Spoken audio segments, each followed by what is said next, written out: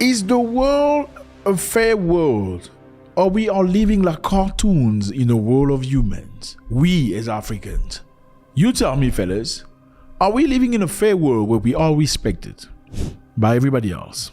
Chinese, Asians, Europeans, Americans. I know Chinese are Asians, but you get the point.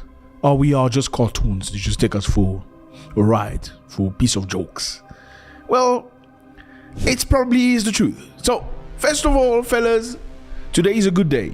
The UN Secretary General Antonio Guterres urged change, a major change. He says African continent is underrepresented in this changing world.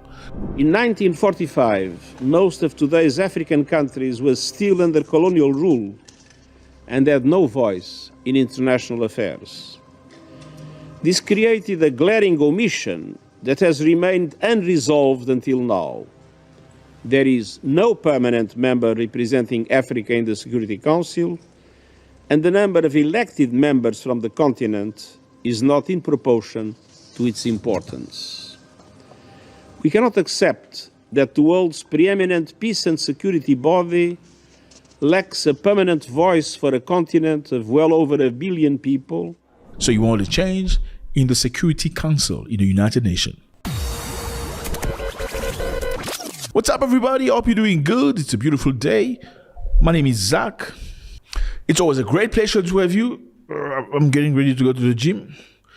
Yeah, because my muscles are growing. Go get the money, so I go get it. Anyway, so Antonio Guterres has spoken up about United Nations Security Council. So Security Council is this pocket where Africans are not represented. It's a United Nation. It was created after World War II to try to protect people from other people doing wrong things to other people. In other words, after World War II and there were so many bad things, they needed to create a structure where no country will ever do again what Germany did to Europe at the time. Germany took over Europe. For those who don't know what World War II was all about, they took over Europe because they believed they were a superior race.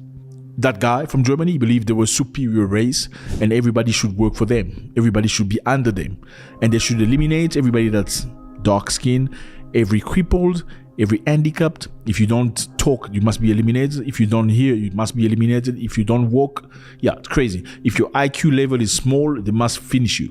They should have the sole purpose of procreating. Anyway, they created a structure in Europe, wherever they created it, where they brought everybody together saying we're going to have the United Nations from now on, where everybody will be judged fairly. And also, we're going to have 5 spots for permanent seats for the Security Council. Now, these 5 spots are where they decide on what's going to happen in the world. If they decide they want to attack Afghanistan, they will go for a vote.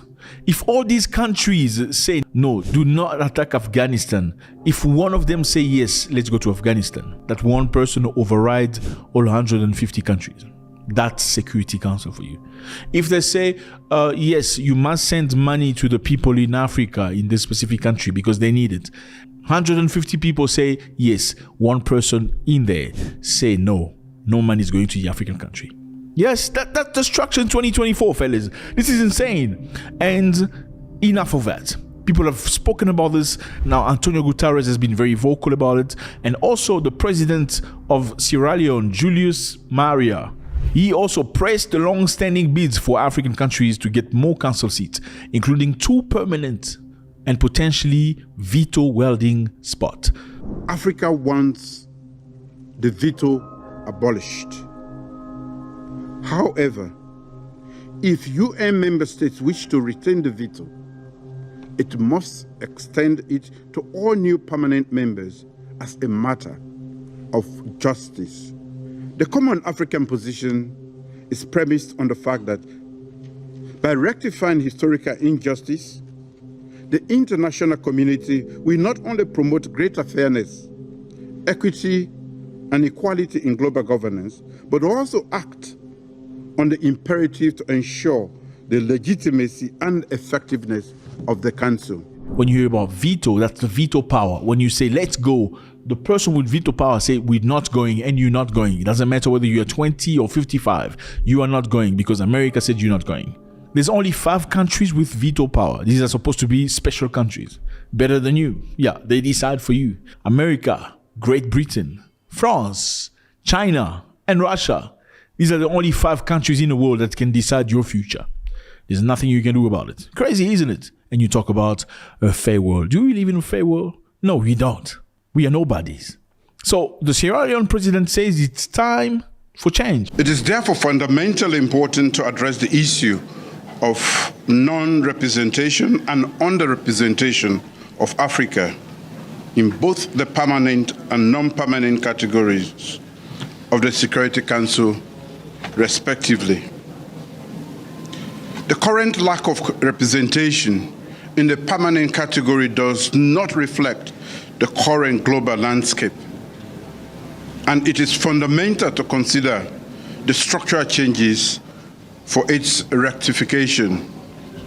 It is deeply saddening to see the continued impact of historical injustice on Africa, and we must acknowledge and address these issues. Africa demands equitable representation in all UN decision-making organs, particularly the Security Council. By ensuring Africa's voice is heard, we can legitimize the UN's work and truly implement decisions that benefit the continent. Continuing this unfairness, we marginalize an entire continent that is highly important on the Security Council's agenda. Therefore, our demand for 2 permanent seats with all the rights and prerogatives of current members and 2 additional non-permanent member seats.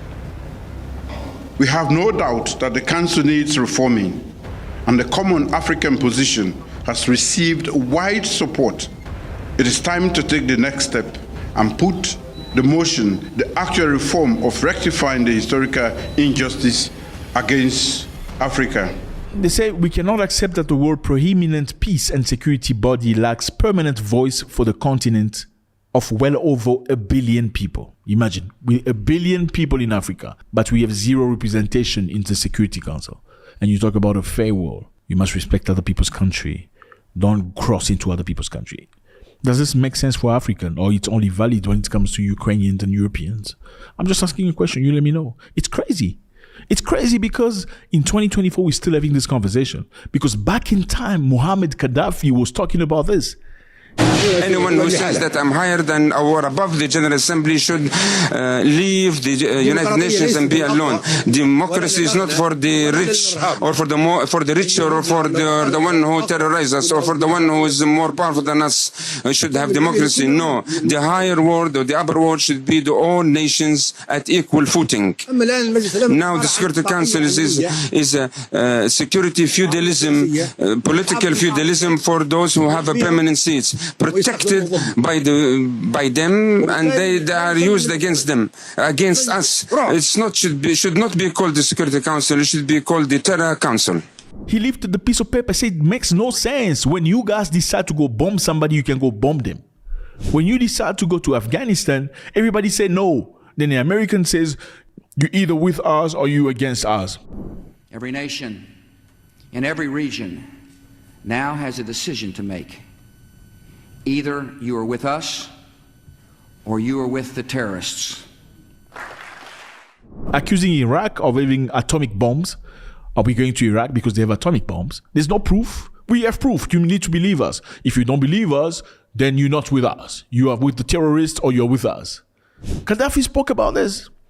And that's why he was unalived. Because he was vocal. He says, where's the spot for Africans?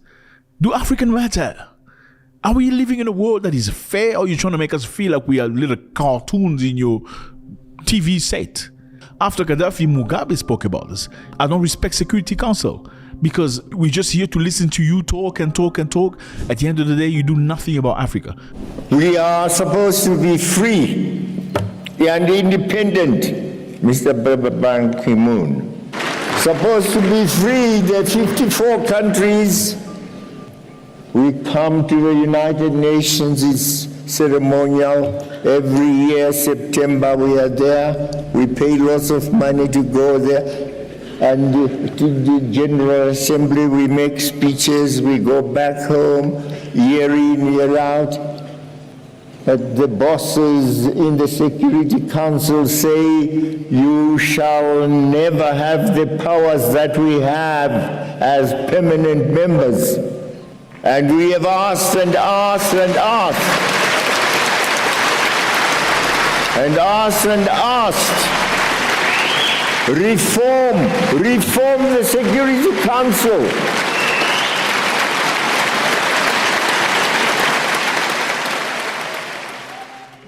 So there are 15 members in the United Council, and this consists of 5 permanent members with veto power, and these are China, France, Russia, the United Kingdom, and the United States of America.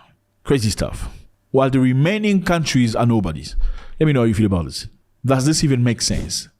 Now, props to the Sierra Leonean president for putting pressure and reminding people we cannot continue doing this way. And you cannot just be nice to us when you want our vote against Russia. You need to give us a seat on the table that matters, so Africa can decide for Africa. Now we are going to Zambia. This is Zambia. Lovely place, lovely people. If you have an opportunity and you've never been, I encourage you to go and visit. No doubt about it. Life is not just about your country. I'm sorry. Whether you're African or not, you need to go visit other African countries. And I hear some people say, especially people from South Africa, say, I don't need to leave my country. I have everything here. That's good that you have everything here. You have everything in your house. You have a toilet. You have a kitchen. You have a shower.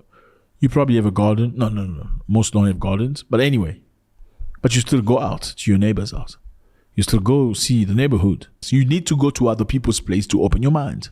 And this is valid for all Africans, everybody watching this video. You need to go see other people's place. You don't need to embrace their culture. You just need to witness and respect and learn. That's going to broaden your view in the world. Anyway, the border between Zambia and DRC has been opened. They're celebrating. So on Tuesday, they announced the reopening of the border, which was closed after a trade dispute between the two African nations. Basically, what happened was the Congolese local government decided to ban products from Zambia, such as cold drink, beers, and some fruit. So some Congolese people go to Zambia buying beers and cold drinks, which are not available in the Congo, bring it to the Congo and sell it to the Congolese people. That's how they make money. Now, the Congolese side said they will not allow that anymore to protect the interest of companies in the Congo. And then the Zambian government closed the border to the Congolese people. Now, the issue here is that Congo is one of the biggest producers of copper in the world. And the copper is located in that specific area next to Zambia. And that's where the copper comes out from the country for the local market. If that border is closed, the DRC will not be able to export any of the copper. And that will be very, very difficult. Obviously, copper is very necessary for electronics, for pharmaceutical, for health, for armament, for many things in the world, for batteries, for electric cars. And Congo makes a lot of money through copper. Zambia clearly makes a lot of money with Congolese people coming to Zambia to buy Zambian cold drinks and beers. Because obviously when something comes from the next door, you tend to find it exotic and you like it. And when Congo say we're not going to allow you to bring stuff in here anymore, Zambia say, you know what, okay, we're going to close the border. Excellency, you mentioned that our response in closing the borders were disproportionate to the action you did of producing bans in trade between our two countries. Honorable Minister, our commitment to safety and security to both your and our human capital and equipment, and also the travelers, trucks and everything remains a priority. But the moment we witnessed after a week that some of the properties coming in from our country in 2 years were being damaged, truck drivers were not getting the right protection and safety that was due, we decided to say, let us make sure that there is safety between movement between the two countries. Now, why did Zambia do that? Because Zambia knows how to hit you by the balls. Because they know the only border you have on the east is the Zambian border. Therefore, they can hit you by the balls. For the Congolese people, I think you need to find a way to diversify your means of exporting your stuff. Because then you're going to be living by the rules of the Zambians. I'm just saying. On the other hand, the Zambians were saying that Congolese people did not make a formal announcement. The government did not say that we are stopping import from Zambia. Zambian said there's a solution to that. The Congolese government should tell Congolese people that you can go buy your stuff from Zambia, no problem.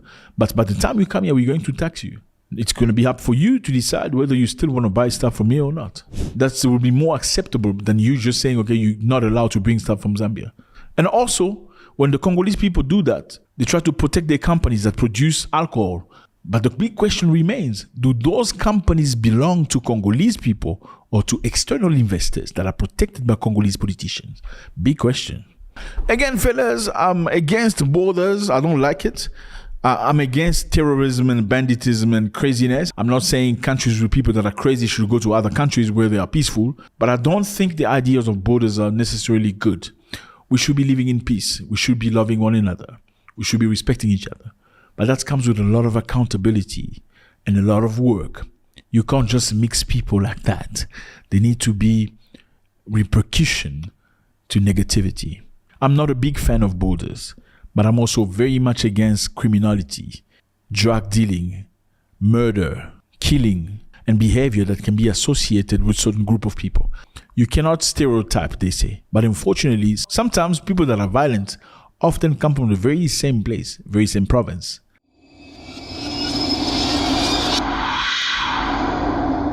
Africans want a spot in the Security Council. It's about time to have Africa represented. We are not cartoons. We need to be respected. Zambia has opened the border after a couple of days of hashi-hashi, fighty-fighty with the Congolese people because Congo refused to import beers from Zambia and cold drinks. Now, Congolese should have just taxed the buyers from the Congo instead of completely stopping them from importing. Let me know how you feel about this. It's always a good pleasure. God bless.